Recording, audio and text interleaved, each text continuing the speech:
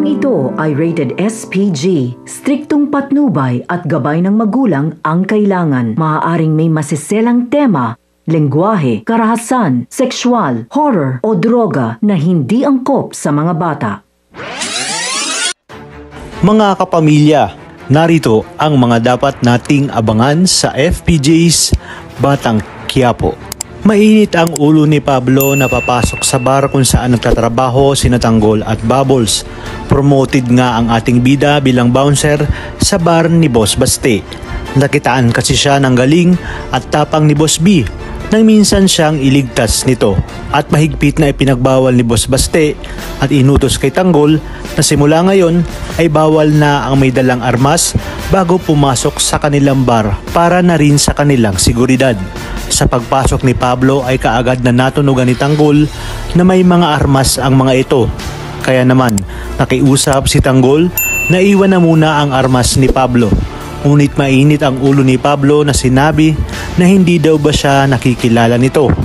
Kaagad namang lumapit si Obet at sinabi na regular customer nila si Pablo at VIP sa kanilang bar. Kaya naman wala nang nagawa si Tanggol kundi palusutin si Pablo. Maya-maya pa ay binalaan ni Tanggol si Bubbles na mag-ingat sa grupo ni Pablo dahil kargado umano ang mga ito. Nilapitan agad ni Bubbles si Pablo at tinanong kung ano ang order nito.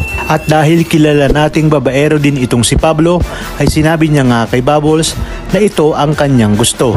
At nang mapansin ni Tanggol na nababastos na si Bubbles, ay to the rescue naman siya upang protektahan ang dalaga. At dahil armado si Pablo, ay hindi nga nakapalag si Tanggol. Hanggang sa maya-maya pa, ay darating naman sina Marcelo at Dante. Napagod kasi sila sa paghahanap kay Tanggol. Nakita nila na nagkakainitan si Tanggol at ang apo nitong si Senyor Facundo na siya ngang si Pablo. Kaya naman siya na ang umawat kay Pablo at sinabi na tao nila ito at pinapahanap ito ni Senyor. Dito na lang saka naging kalmado si Pablo at tinanong kay Marcelo kung sino ba umano ito at gaano na lamang kaimportante sa kanyang lolo. Pabulong na sinabi ni Marcelo kay Pablo na siya si Jesus Nazareno de Magiba alias Tanggol na dati niya ngang kasamahan sa preso. Magaling, matapang at maabilidad umano si Tanggol pagdating sa pakikipaglaban. Kaya malaking asset ito sa kanilang grupo.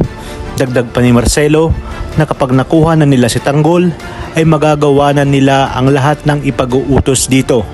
Dito na nga nagkaroon ng idea si Pablo na maaari niyang gamitin si Tanggol upang resbakan si David, lalo pat magkatukayo umano ang dalawa. Dagdag pa ni Pablo na paniguradong malulumpo si David ni Tanggol pag nagkataon. Wala siyang kaalam-alam na magkapatid pala ang dalawa at nagpapanggap lang na Tanggol itong si David.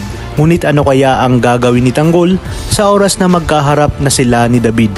Dito na rin kaya malalaman ni Pablo ang pagpapanggap ni David, kung kaya't hindi na siya magdadalawang isip na itumba ang tukmol na si David dahil gigil na nga siyang masapak ito.